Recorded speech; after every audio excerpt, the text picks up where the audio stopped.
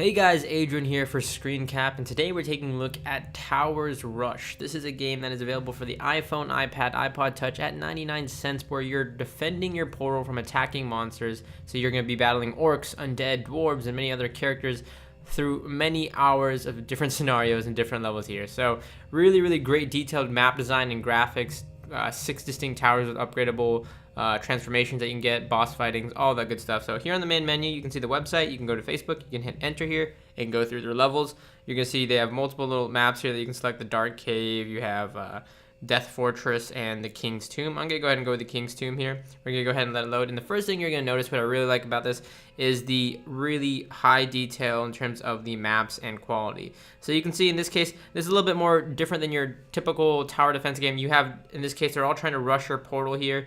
As you can see, the portal is all the way in the back. So you got to defend against that. So you have 3 doors that in this case, looks like the goblins, I believe, or the little orcs here are going to be coming out of. So you can go ahead and put down your weaponry here, and you have different weapons here. In the top, you have your gold. You have in the top left the number of waves coming, so in this case 9. So you have different things you can use here. You have the hammer right here. You can see how much it costs, 15. You have axes, you have cannons, and you have bolts. Now some are obviously much more stronger than others. Some fire at a faster rate than others. So you really got to get strategic and decide where you want to put down your weapons here. So I'm going to go ahead and get axes here, and you can see they have different abilities. So some can shoot only ground enemies, some can shoot both ground and air attack enemies. So it's very versatile, and you got to really mix it up. I'm going to go ahead, and you can see these little plots right here where you can put down your little towers here. And I'm going to go put them in the middle here because you can see the 3 doors, they have to cross through the middle here.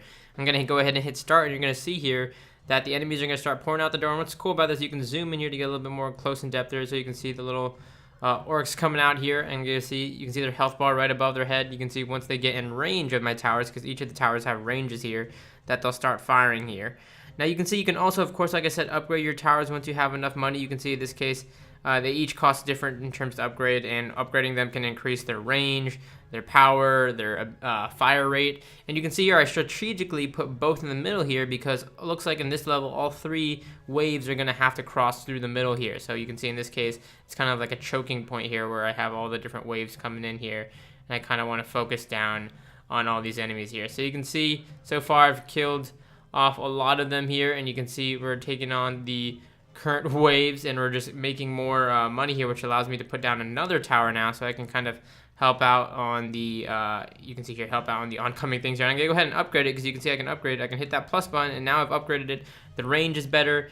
This helps me again cover more area, and again you can put it all strategically. I like to put them here in the middle because it helps me cut down on the oncoming waves before they even come in, I should say, or where they all cross in one point here. So it helps me out. You can see they start to redirect their path here, so they can make their other way around here. You can see there's different ways to the portal, so you got to keep that in mind. You want to start putting stuff around, so you can see I can put some over here, for example, just in case they get in closer or come around the map here, because you can see some are trying to shift around to this entrance and go downwards. So you can see I had a couple of them escape here, so I'm going to want to adjust and adapt to that on the fly. So you can see he's going to come down this way, so I'm going to want to have to adjust and put that out. You can see now they're starting to scatter and come different ways, so this is what it's all about. You got to kind of adjust to that and get real strategic. Now in the top left you can pause it, hit your settings button to reload, resume, or go back to the menu selection. But this is Towers Rush. Again, it has real intense boss fighting. There's over 40 monster designs, a really great soundtrack, and towers and all of that. So it really is a really strategic game, but fast paced, and you gotta think it through and adjust on the fly. This is Towers Rush. You can find it for 99 cents in the App Store today.